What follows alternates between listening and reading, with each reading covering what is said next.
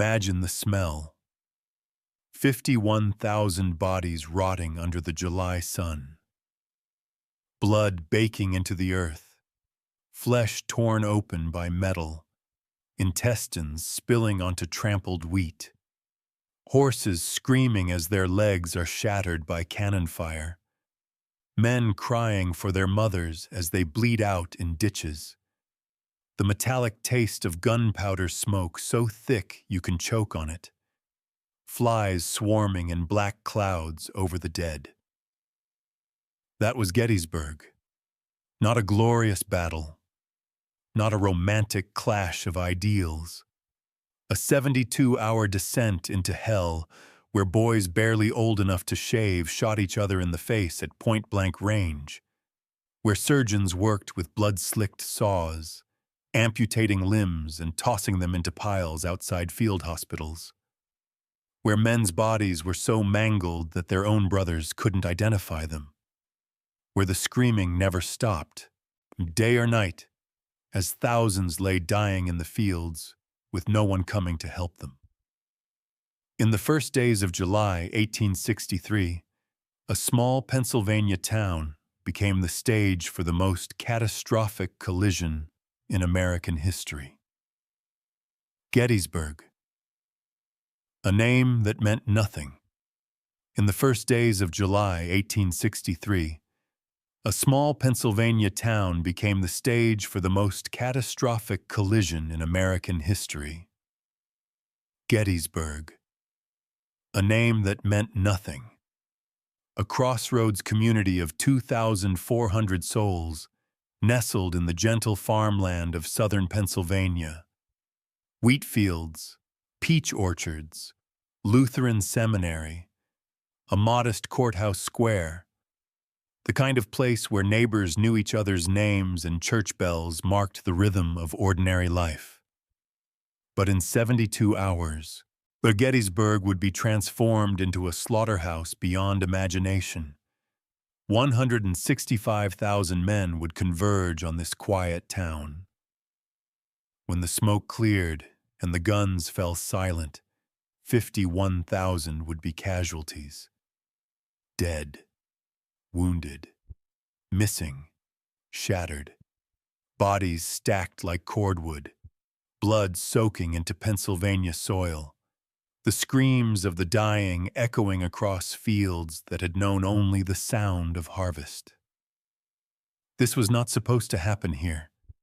Gettysburg was never chosen. It was never planned. No general circled it on a map and declared, "Here we will decide the fate of the nation." It was an accident, a collision born of chance, of armies stumbling into each other in the darkness, of decisions made in confusion and chaos. But from that accident came the most decisive battle of the American Civil War. Well, by the summer of 1863, the United States had been tearing itself apart for more than 2 years. The Union and the Confederacy had transformed the American landscape into a continental battlefield. From Virginia to Missouri, from Tennessee to the coastlines, hundreds of thousands of men had already fallen. Shiloh, Antietam, Fredericksburg, Chancellorsville. Each battle more brutal than the last. Each casualty list longer and more incomprehensible. The Confederacy, against all odds, was winning. General Robert E. Lee's Army of Northern Virginia had humiliated Union forces repeatedly. At Fredericksburg, Lee had shattered a Federal assault with such devastating firepower that the battlefield became a carpet of blue uniformed dead. At Chancellorsville, just 2 months before Gettysburg, Lee had pulled off a tactical masterpiece, splitting his army in the face of a superior force and routing a Union army twice his size. The Union was reeling. Morale was collapsing. In the North, newspapers screamed for peace. Draft riots were erupting in major cities. President Abraham Lincoln faced political revolt from his own party. The question was no longer whether the South could win, but whether the North had the will to continue fighting. Lee understood this moment with brutal clarity. The Confederacy could not win a war of attrition. The North had more men, more factories, more railroads, more of everything. But the North could lose the will to fight. One more catastrophic defeat, one more invasion, one more humiliation on Northern soil, and the Lincoln government might collapse. European powers might recognize Confederate independence. The war might end with Southern victory. So Lee made the most audacious gamble of his career. He would invade the North. Not a raid, but a full-scale invasion. He would take his army across the Potomac, march through Maryland, and drive deep into Pennsylvania. He would threaten Harrisburg, perhaps even Philadelphia. He would force the Union Army to fight on ground of his choosing, and he would destroy them. The Army of Northern Virginia crossed into Pennsylvania in mid-June. 75,000 men, organized into 3 corps, marching north through the Cumberland Valley. Veterans of a dozen battles, men who had faced Union fire and prevailed, men who believed with absolute conviction that Robert E. Lee was invincible.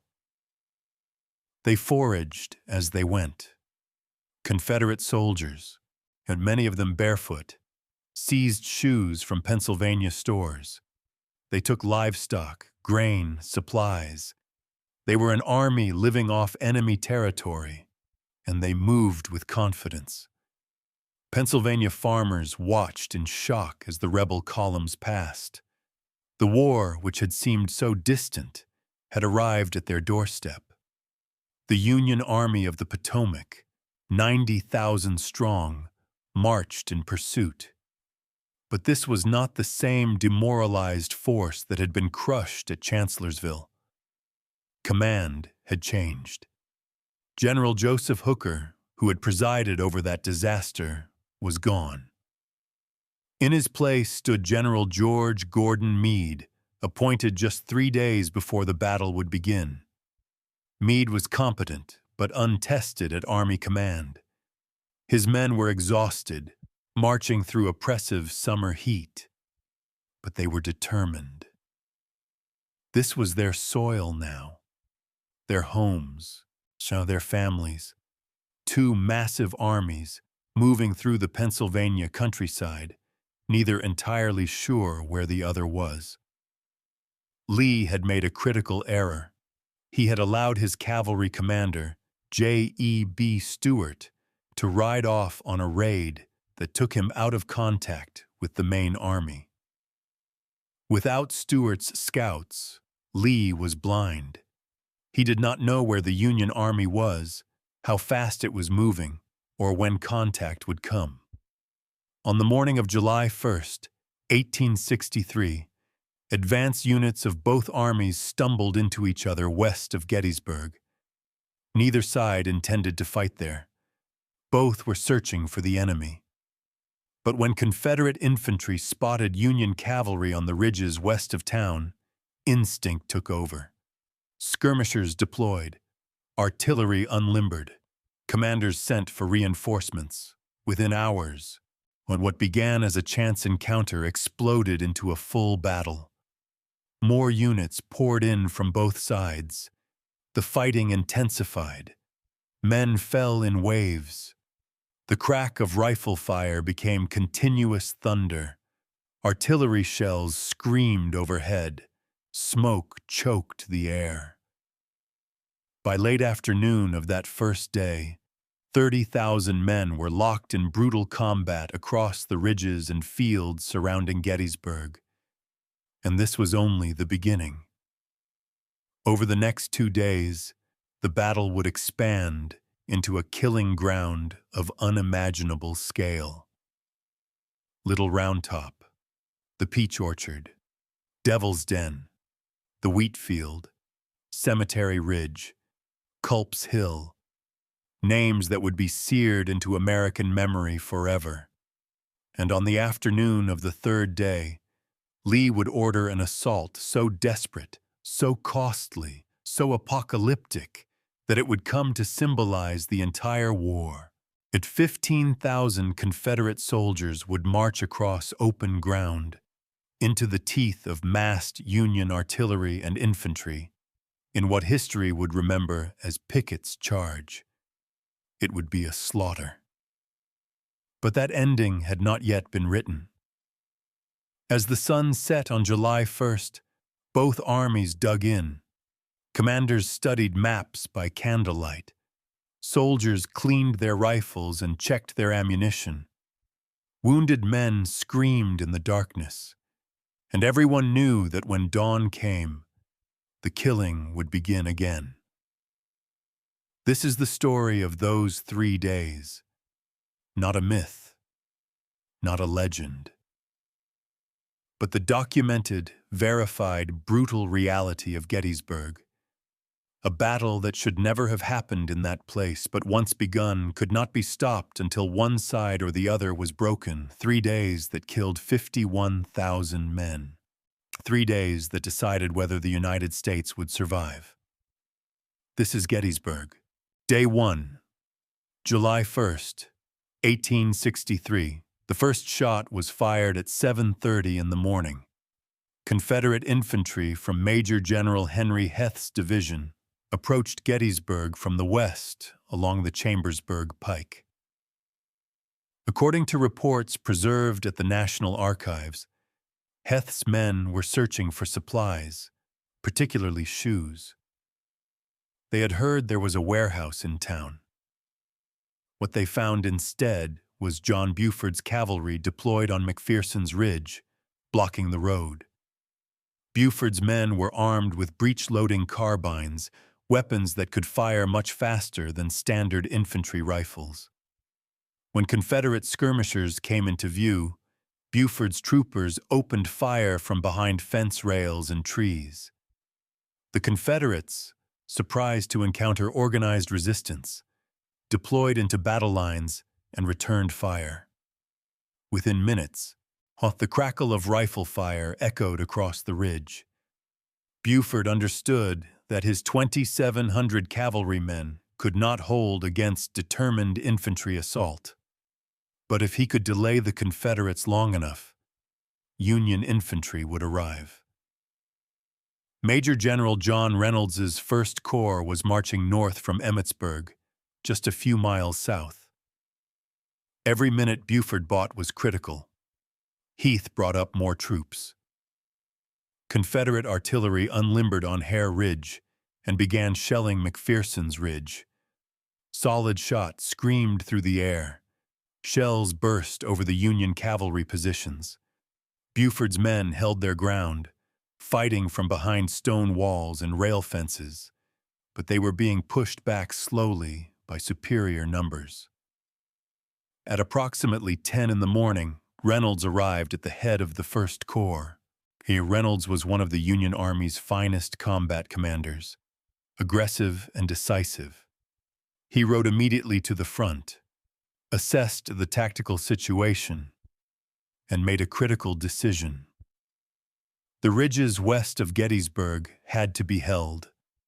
If the Confederates seized that high ground, they could dominate the entire area. Reynolds ordered his leading division, under Brigadier General James Wadsworth, to deploy on McPherson's Ridge and relieve Buford's cavalry. The Iron Brigade, one of the most famous units in the Union Army, moved forward at the double quick.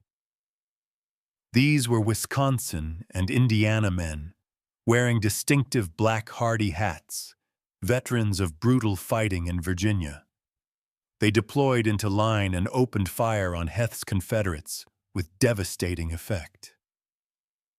The fighting became ferocious. Men loaded and fired as fast as they could, and standing upright, trading volleys at ranges under 100 yards. The noise was overwhelming, thousands of rifles firing simultaneously. artillery shells exploding, men screaming orders, screaming in pain, screaming for ammunition. And then, at approximately 10:30, John Reynolds was killed. According to the Library of Congress records, Reynolds was struck by a Confederate sharpshooter's bullet that entered behind his right ear and killed him instantly. He fell from his horse into the arms of an aide. The highest-ranking Union officer on the field was dead within the first hour of fighting. But the Iron Brigade held. They fought with savage determination, trading volleys with Confederate infantry across an open field. The casualty rates were appalling. Men dropped in rows. Within 30 minutes, the Iron Brigade would suffer nearly 50% casualties. But they did not break. More Union troops poured onto the field. Major General Oliver O. Howard's 11th Corps arrived from the south and deployed north of town. Confederate reinforcements also arrived. Major General Robert Rodes' division of Richard Ewell's 2nd Corps approached from the north, threatening to flank the Union position. By early afternoon, more than 30,000 men were engaged in brutal combat across the ridges surrounding Gettysburg. The battle lines stretched for miles. Smoke from thousands of rifles and dozens of artillery pieces created a fog that choked the air and obscured vision.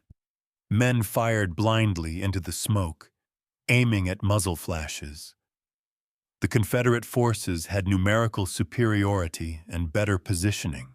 But Rodes attacked from the north, while A.P. Hill's corps pressed from the west. The Union forces were caught in a vise. Howard tried to hold both flanks, but his 11th Corps, the same unit that had been routed at Chancellorsville 2 months earlier, began to crack under pressure. By 3 in the afternoon, the Union lines north of town collapsed. Confederate infantry from Major General Jubal Early's division smashed into the 11th Corps and shattered it. Thousands of Union soldiers broke and ran. Officers screamed orders that no one could hear. Artillery crews limbered their guns and fled. The retreat became a rout. Union troops streamed through the streets of Gettysburg in chaos. Confederates pursued, firing into the retreating mob. Houses and shops became impromptu fortifications. Hand-to-hand fighting erupted in alleys and gardens. And citizens cowered in their cellars as bullets smashed through windows. But south of town, a Union officer was making a stand that would save the army.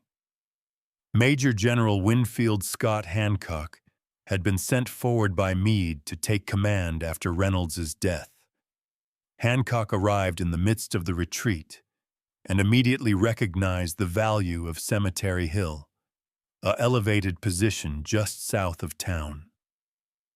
According to documentation at the National Archives, Hancock rode through the fleeing troops, rallying units, and established a defensive line on Cemetery Hill. As Union troops retreated through Gettysburg, Hancock positioned artillery on the hill and deployed infantry behind stone walls. This position was strong, high ground, good fields of fire, natural cover. If the Union could hold Cemetery Hill, the day would not be a complete disaster. But Confederate commanders debated whether to press the attack. General Richard Ewell, commanding the 2nd Corps, had orders from Lee to take Cemetery Hill, if practicable. But Ewell hesitated. His men were exhausted from hours of fighting. The Union position looked formidable. Artillery was already deployed. Fresh Union troops were arriving. Ewell decided not to attack. It was a decision that would haunt the Confederacy. That single moment of hesitation gave the Union Army time to concentrate on defensible ground.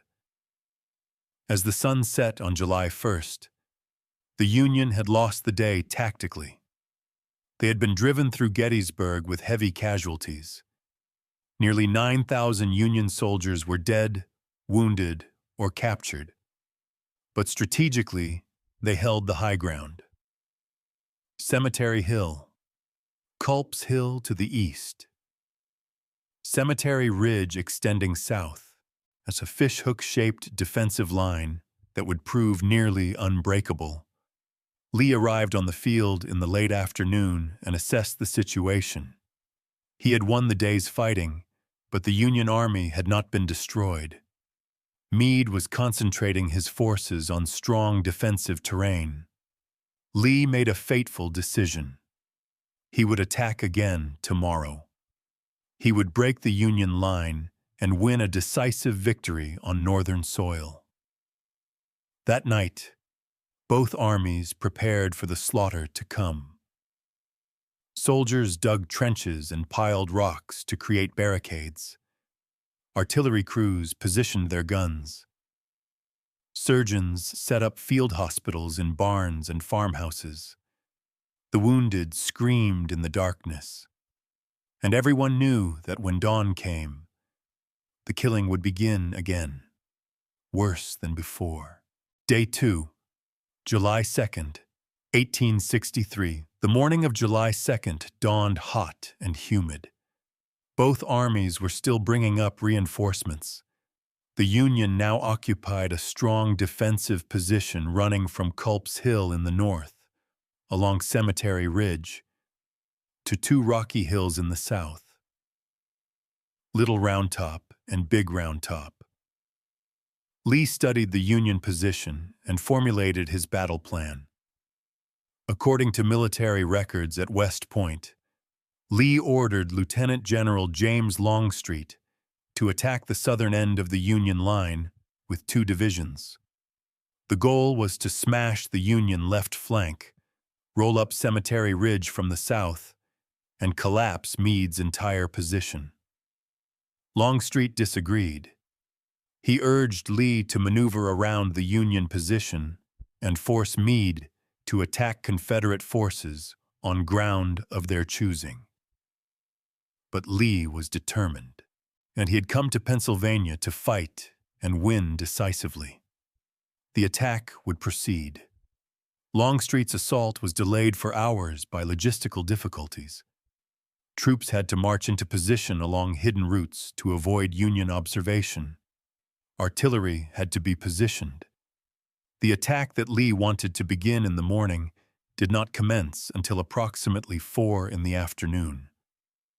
When it came, it was devastating. Longstreet's divisions, under Major Generals John Bell Hood and Lafayette McLaws, struck the Union left with approximately 15,000 men. The fighting erupted across a landscape of rocks, orchards, and wheat fields that would become immortalized in Civil War history. Devil's Den, the Peach Orchard, the Wheat Field, and Little Round Top. Devil's Den was a jumble of massive boulders where Confederate and Union troops fought at point-blank range. Men fired from behind rocks, climbed over bodies, and engaged in hand-to-hand combat with bayonets, rifle butts, and even stones. The fighting was so close and brutal that soldiers later described it as murder, not battle. In the Peach Orchard, Union forces under Major General Daniel Sickles had advanced beyond the main defensive line, occupying exposed ground against orders. When Longstreet's assault hit, Sickles's 3rd Corps was overwhelmed. Artillery duel raged. Solid shot plowed through infantry lines, decapitating men, tearing limbs from bodies. Shell fragments created horrific wounds. Sickles himself was struck by a cannonball that shattered his right leg. He was carried from the field, calmly smoking a cigar as surgeons amputated the leg without anesthesia. The wheat field changed hands 6 times in the space of 3 hours. Waves of Confederate infantry attacked. Union reinforcements counterattacked. The wheat, which had been waist-high in the morning, was trampled into bloody mud. Bodies lay so thick that survivors could barely walk without stepping on the dead or wounded. More than 6,000 men became casualties in that single wheat field. But the most critical fighting occurred at Little Round Top. This rocky hill anchored the southern end of the Union line. If the Confederates seized Little Round Top, they could position artillery that would make Cemetery Ridge untenable. The Union Army would have to retreat or be destroyed. According to documentation at the National Archives, Union engineers discovered at the last moment that Little Round Top was undefended. In a frantic response, Brigadier General Governor Warren, Meade's chief engineer, ordered troops to occupy the hill immediately. The 20th Maine Infantry Regiment, commanded by Colonel Joshua Lawrence Chamberlain, reached the summit just minutes before Confederate troops from Hood's division began climbing the slope. Chamberlain deployed his 386 men behind rocks and trees on the southeastern slope of the hill and waited. The Confederates attacked uphill through heavy timber and over boulders. The 15th Alabama Infantry, equally exhausted and low on ammunition, assaulted Chamberlain's position repeatedly. The fighting was desperate. Union soldiers fired until their rifle barrels became too hot to touch, and they loaded and fired, stepping over wounded comrades, dragging ammunition from the dead. Chamberlain's men repulsed attack after attack, but casualties mounted. Ammunition ran critically low. Soldiers were down to their last rounds. Confederate troops were reforming for another assault. Chamberlain faced an impossible choice: retreat and give up the hill, or stand and be overrun. According to records at Bowdoin College, where Chamberlain later served as president, he made a decision that military historians still study. He ordered a bayonet charge. Downhill, into the Confederate infantry. The 20th Maine fixed bayonets and charged down the slope, screaming like demons. The Confederates, exhausted and surprised by the sudden counterattack, broke and ran. Little Round Top was saved. The fighting continued until dark. All along the Union line, Confederate assaults battered against defensive positions, at the wheat field, at the peach orchard, at Devil's Den. North of Cemetery Hill, Confederate troops briefly seized positions on Culp's Hill before being driven back in vicious nighttime fighting. When the guns finally fell silent after 9 in the evening, the ground was carpeted with bodies. Approximately 9,000 men had been killed or wounded during the day's fighting. The screaming of the wounded filled the night. Stretcher bearers worked frantically in the darkness, carrying mangled men to field hospitals where surgeons operated by candlelight. Lee had failed to break the Union line.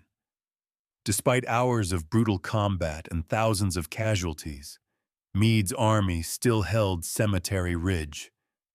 But Lee was not finished. He would attack again tomorrow. This time, he would strike the center of the Union line with a massive frontal assault. He would break Meade's army and win the war. Day 3, July 3rd, 1863. The morning of July 3rd was eerily quiet. Both armies were exhausted. The ground between the lines was covered with dead men and horses, already bloating in the summer heat. Burial details worked frantically, but there were too many bodies. Lee met with his commanders and outlined his plan for the day. He would launch an attack against the center of the Union line on Cemetery Ridge. Approximately 12,500 infantry would advance across 3/4 of a mile of open ground and break through the Union position. Success would split Meade's army in two and destroy it. Longstreet, who would oversee the assault, was horrified. He argued that the attack was suicidal. The Union position was strong. Artillery was massed on Cemetery Ridge. Infantry was dug in behind stone walls. Its attackers would have to cross open fields under massed fire. It would be a slaughter. But Lee was adamant. The attack would proceed. Command of the assault fell to Major General George Pickett, whose division had just arrived on the field and had not yet been engaged. Two other divisions, under Brigadier Generals James Johnston Pettigrew and Isaac Trimble, would attack alongside Pickett's men. The assault would be preceded by the largest artillery bombardment of the war. 150 Confederate cannons would shell the Union position for 2 hours, softening it for the infantry attack. At 1 in the afternoon, Confederate artillery opened fire. The bombardment was catastrophic. Shell after shell screamed across the valley and exploded on Cemetery Ridge. Union artillery responded. Within minutes, nearly 300 guns were firing simultaneously. The noise was so intense that people in Pittsburgh, 140 miles away, heard it as distant thunder. The ground shook. Smoke obscured everything. Buildings in Gettysburg caught fire from shells that overshot their targets. According to the Library of Congress, the bombardment was largely ineffective. Most Confederate shells overshot the Union line and exploded in the rear areas. Union artillery, firing from elevated positions, had better effect. Confederate gun crews began running low on ammunition. After approximately 90 minutes, the Confederate fire slackened and stopped. In the sudden silence, Confederate infantry began forming for the attack. 12,500 men assembled in the woods west of Seminary Ridge. They formed in neat ranks, and battle flags flying, officers on horseback. They checked their weapons, adjusted their equipment, and waited for the order to advance. At approximately 3:30 in the afternoon, the order came. The Confederate line stepped out of the woods and began marching across the open fields toward Cemetery Ridge. It was a parade ground formation, ranks dressed, moving at a steady pace. From the Union position, it looked magnificent and terrible, a mile-wide line of infantry advancing in perfect order, flags flying, sunlight glinting off thousands of bayonets. Union artillery opened fire. Solid shot plowed through the Confederate ranks, killing men in rows. Shells burst overhead, sending jagged metal fragments ripping through flesh. Entire companies were torn apart by single explosions. Men fell by the dozens, by the hundreds. When the Confederate line wavered, but kept moving forward. As the range closed, Union infantry behind the stone wall on Cemetery Ridge opened fire. Thousands of rifles firing volley after volley into the advancing Confederate mass. The noise was deafening. The smoke was blinding. Men simply vanished, hit by multiple bullets simultaneously. The Confederate line began to disintegrate. Units lost cohesion. Men bunched together, seeking the illusory safety of numbers. Officers fell from their horses. Battle flags were shot to pieces and fell, only to be picked up by another man who was immediately killed. The carnage was beyond comprehension. A small portion of the Confederate line, perhaps 300 men led by Brigadier General Lewis Armistead, actually reached the stone wall. Armistead placed his hat on the tip of his sword, held it high, and led his men over the wall in a desperate charge. They were immediately surrounded and cut down. Armistead was mortally wounded within minutes. The few Confederates who reached the Union line were killed or captured. The rest of the assault collapsed. Confederate soldiers who had survived the gauntlet of fire turned and ran back toward Seminary Ridge. Union troops cheered. Confederate troops staggered back in broken groups, shell-shocked, bleeding, many without weapons or equipment. Pickett's charge, as it would be known to history, was a complete disaster. According to documentation at the National Archives, more than 6,500 Confederate soldiers were killed, wounded, or captured in less than 1 hour. Nearly every field officer in Pickett's division was dead or wounded, and the assault accomplished nothing except the destruction of Lee's best infantry. Lee rode out to meet the survivors. According to witnesses, he repeated over and over, "It is all my fault." He tried to rally the men for a potential Union counterattack, but there was nothing left to rally. The Army of Northern Virginia was broken. Meade did not counterattack. His army was also exhausted, with casualties nearly as severe as Lee's. The two armies faced each other across the corpse-strewn valley, but the fighting was over. On the night of July 3rd, it began to rain. A cold, heavy rain that turned the battlefield into a nightmare of mud and blood. The wounded screamed for water, for help, for their mothers. Many would lie in the fields for days before being found, if they were found at all. On July 4th, Lee began his retreat. His army, when once the pride of the Confederacy, limped back toward Virginia in a wagon train of wounded that stretched for 17 miles. The invasion of Pennsylvania was over. The gamble had failed. The reckoning. Gettysburg was the bloodiest battle ever fought on American soil. 51,000 men were killed, wounded, or missing. That is more than all American combat deaths in the Revolutionary War, the War of 1812, and the Mexican-American War combined. The Union suffered approximately 23,000 casualties. The Confederacy suffered approximately 28,000. Some Confederate units lost more than 70% of their strength. But the numbers do not capture the horror. Field hospitals were overwhelmed. Surgeons worked non-stop for days, amputating shattered limbs and tossing them into piles outside the operating tents. Many wounded men died simply because there were not enough doctors to treat them. The stench of death hung over Gettysburg for weeks. The town itself, with a population of 2,400, was left with 8,000 wounded soldiers to care for.